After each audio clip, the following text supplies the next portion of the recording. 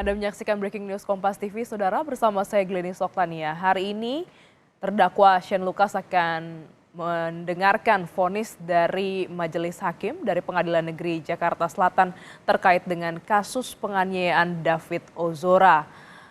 Dan saat ini sidang tengah berlangsung dan kita juga memantau, mengikuti bersama tadi jalannya persidangan. Terdakwa Shane Lucas merupakan orang yang pertama dibacakan vonisnya dan kemudian diikuti selanjutnya oleh Mario Dandi untuk mendengarkan vonis.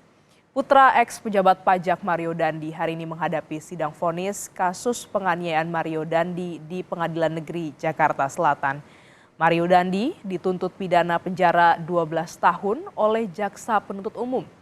Mario Dandi didakwa menganiaya David Ozora bersama rekannya Shane Lucas dan anak AG. Dalam sidang tuntutan, jaksa membacakan pertimbangan tindakan penganiayaan Mario Dandi bukan hanya penganiayaan berat, tetapi termasuk tindakan sadis. Berdasarkan keterangan sejumlah saksi, jaksa menilai penganiayaan itu diduga dilakukan secara bersama-sama. Dua rekan Mario, yaitu Shane dan anak AG, juga berperan dalam perencanaan dan penganiayaan. Sidang vonis ini sebelumnya juga kita telah mengikuti bersama bahwa ada pemeriksaan terdakwa dan juga sejumlah saksi. Pada beberapa pekan lalu, terdakwa Mario Dandi dan juga Shane Lucas telah menyampaikan eksepsi ataupun juga pembelaan dirinya. Jaksa menuntut Mario Dandi dengan pidana 12 tahun penjara dan untuk Shane Lucas selama 5 tahun penjara. Karena keduanya diduga secara bersama-sama menganiaya David Ozora dan termasuk dalam penganiayaan berat dan sadis. Tak hanya hukuman pidana, terdakwa Mario Dandi, Shane Lucas dan juga anak AG ini harus membayar restitusi kepada David Ozora senilai 120 miliar rupiah. Bila Mario Dandi tidak sanggup untuk membayar, ini akan diganti dengan pidana 7 tahun penjara. Sementara untuk terdakwa Shane Lucas diganti dengan atau direstitusi dengan 6 bulan penjara. Sebelumnya terdakwa anak AG ini sudah divonis 3,5 tahun penjara.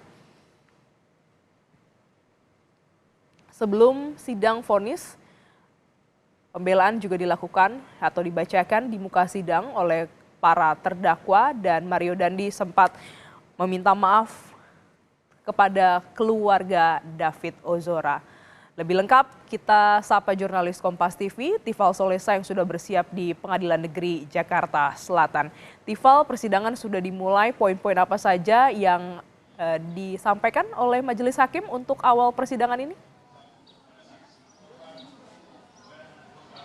Sebetulnya untuk bagian awal ini baru sebatas pada fakta-fakta persidangan dari sejumlah saksi yang dihadirkan jaksa penuntut umum yang coba diulas kembali oleh Majelis Hakim Pengadilan Negeri Jakarta Selatan sebelum pada akhirnya akan menyampaikan analisis yuridis baru kemudian putusan kepada Shane Lucas Rotua Pangodian Lumbantorwan atau Shane Lucas dalam kasus penganiayaan berat terencana terhadap David Ozora. Tadi baru sebatas pada menyampaikan sejumlah keterangan dari saksi-saksi yang sudah dihadirkan jaksa penuntut umum di persidangan beberapa bulan ke belakang, dan nanti kita juga masih menunggu apa saja pertimbangan yuridis sehubungan dengan dugaan pelanggaran yang dialamatkan kepada Shane. Kita ingat bahwa dalam tuntutan Shane bersama dengan Mario Dandi Satrio ini dijerat dengan pasal 355 ayat 1 dengan pasal pengait pasal 55 ayat 1 ke 1 KUHP yang pada intinya menilai ataupun jaksa ini menilai baik itu Shane maupun juga Mario Dandi Satrio ini ikut serta atau turut serta melakukan penganiayaan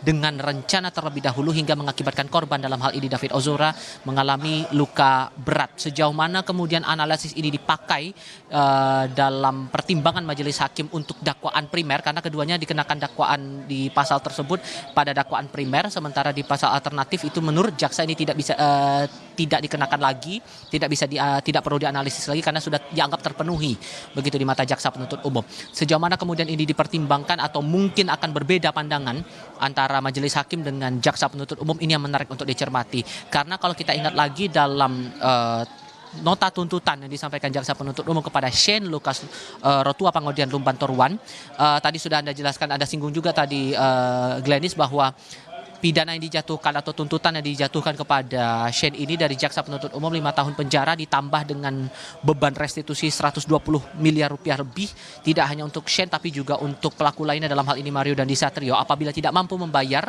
khusus untuk Shane ini dikenakan tambahan pidana pengganti selama 6 tahun penjara. Ada beberapa pertimbangan sebetulnya membuat akhirnya tuntutan sebesar itu dilayangkan oleh jaksa kepada Shane Lucas Rotua Pangodian Lumbantor One. Pertama, hal yang memberatkan hanya satu poin, yaitu dianggap turut sertanya terdakwa melancarkan tindakan brutal dan sadis Mario Dandi Satrio menganiaya David Ozora di kawasan Pesanggerahan Jakarta Selatan kala itu. Tapi di sisi lain ada beberapa poin meringankan yang dianggap bisa menjadi pembeda antara tuntutan yang dilayangkan jaksa kepada Shane maupun juga kepada pelaku lainnya, dalam hal ini Mario Dandi Satrio. Hal-hal meringankan yang dipandang oleh jaksa kepada Shane, yakni dianggap jujur dan sopan selama persidangan, tidak berbelit-belit dalam memberikan keterangan di muka peradilan, sungguh menyesali perbuatan dan masih berusia muda sehingga dianggap mampu memperbaiki perbuatannya. Ini yang menjadi pertimbangan. Apakah seluruh pertimbangan ini bakal dipakai oleh majelis hakim untuk memutuskan perkara ini ataupun juga memvonis kepada Shane Lucas ini sama dengan tuntutan, atau justru lebih berat atau malah lebih ringan? Karena di sisi lain kalau dicermati lagi, posisi dari Shane maupun juga dari tim penasihat hukumnya masih tetap berkeras bahwa Shane tidak tahu menahu soal rencana dari penganiayaan terhadap David Ozora, terlebih ia tidak tahu menahu ada masalah di antara Mario Dandi Satrio maupun juga dengan David Ozora selaku korban dalam kasus ini. Begitupun diperkuat lagi dengan pernyataan dari penasihat hukum Shane Lucas Lumbantor One. Happy Suhombing beberapa kali menyampaikan kepada saya dalam beberapa kesempatan bahwa sebetulnya tidak ada bukti yang jelas, tidak ada bukti yang terang membuktikan bahwa ada peran serta dari Shane Lucas Pangodian Lumbantor One ini dalam menganiaya maupun merencanakan penganiayaan terhadap David Ozora di Pesanggerahan Jakarta Selatan waktu itu di bulan Februari tahun 2023. Sehingga menurut tim penasihat hukum Shane ini, Shane layak untuk mendapatkan pidana ringan, bahkan kalau perlu dibebaskan dari segala tuntutan jaksa. Karena dia tidak, karena dasarnya itu tadi Glenis, tidak tahu menahu soal rencana, tidak tahu menahu masalah yang dihadapi antara kedua belah pihak, dalam hal ini Mario dengan David Ozora, begitupun problem yang dihadapi, sehingga posisinya dia hanya berada di area lokasi kejadian perkara tempat Mario secara langsung menganiaya David Ozora. Itu dari sisi Shane Lucas Pangodian Lumbantor One, dan masih kami tunggu vonisnya sejauh apa kemudian yang akan dipakai. Pandangan meringankan seperti apa, pandangan memberatkan seperti apa pula yang bakal dipertimbangkan oleh jaksa penuntut, saya koreksi, dari Majelis Hakim Pengadilan Negeri Jakarta Selatan untuk memutus perkara ini kepada Shane Lucas Pangodian Lumbantor One. Lebih-lebih soal restitusi. Ini yang berkali-kali diupayakan oleh penasihat hukum Shane ini untuk jangan sampai beban restitusi ini dijatuhkan kepada Shane. Mengingat kondisi ekonomi sosial dari Shane dan keluarganya ini tidak mampu, kondisi Shane sudah tidak lagi bekerja, terlebih ayahnya Tagor Lumbantor One ini tidak lagi bekerja begitu, dengan penghasilan yang tidak bisa dikatakan bahwa tidak rutin begitu mendapatkan penghasilan tetap begitu, sehingga ini juga tidak bisa dilakukan pembayaran dengan besaran sebesar itu, 120 miliar rupiah lebih yang ditetapkan oleh Lembaga Perlindungan Saksi dan Korban. Kebanyakan nilai yang paling besar itu terkait dengan pengobatan fisik dan psikologis bagi David Ozora, yang diakui oleh LPSK ini sudah sesuai dengan perhitungan ataupun juga konsultasi antara LPSK dengan Rumah Sakit Mayapada Kuningan Jakarta Selatan tempat David Ozora dirawat saat itu selama lebih dari 1 bulan. Nah, dengan aset yang tidak dimiliki yang sebesar nilai restitusi yang ditetapkan itu tadi, maka kemudian diharapkan selain bebas dari dakwaan, dia juga tidak dijerat dengan beban restitusi, apalagi pidana tambahan, karena dipandang bahwa pidana tambahan ini juga tidak ada aturan baku yang merujuk pada aturan-aturan tertentu ditambah lagi dengan kaitannya pada kasus ini yang tidak sesuai dengan peraturan yang berlaku selama ini begitu.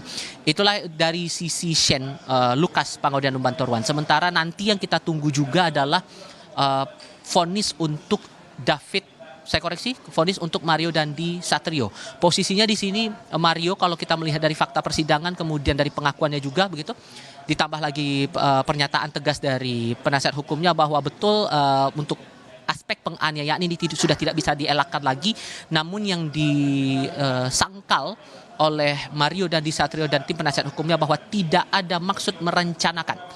Pasal perencanaan sesuai dengan jerat pidana pasal 355 ayat 1 KUHP sesuai dengan tuntutan jaksa, menurut Mario dan juga tim penasihat hukumnya tidak berdasar. Yang ditegaskan oleh Mario bersama dengan tim penasihat hukumnya bahwa upaya penganiayaan yang dilakukan saat itu kepada David Ozora spontan karena dasar emosi. Jadi tidak ada maksud merencanakan sejak lama atau sejak awal begitu, bahkan saat dapat kabar tindakan tak pantas yang diterima oleh kekasihnya anak AG yang didapatkan informasinya dari Anastasia Preti Amanda kala itu juga tidak ada langkah-langkah perencanaan tertentu yang dibuat oleh Mario Dandi Satrio menurut penasihat hukum terdakwa, sehingga ini jerat 355 ayat 1 tidak bisa dilakukan. Dari pihak penasihat hukum Mario sendiri mengatakan bahwa selayaknya Mario Dandi Satrio ini dijerat dengan pasal 76C Undang-Undang Perlindungan Anak dengan tuntutan pidana maksimalnya itu 3,5 tahun penjara dengan unsur yang terterang dalam pasal itu adalah upaya kekerasan terhadap anak. Jadi yang kalaupun kemudian dijerat dengan pidana tertentu, menurut penasihat hukum Mario selayaknya dijerat dengan Undang-Undang Perlindungan Anak. Apakah ini akan terbukti nanti di saat putusan? Ini menarik untuk dicermati dan kami masih mencermati lagi sejauh mana analisis yuridis untuk Shane Lucas ini dijatuhi vonis di Pengadilan Negeri Jakarta Selatan, Glenis. Baik, kita ikuti bersama jalannya sidang vonis untuk terdakwa Shane Lucas dan juga Mario Dandi yang digelar hari ini di Pengadilan Negeri Jakarta Selatan. Terima kasih Tifal Solesa atas laporan Anda.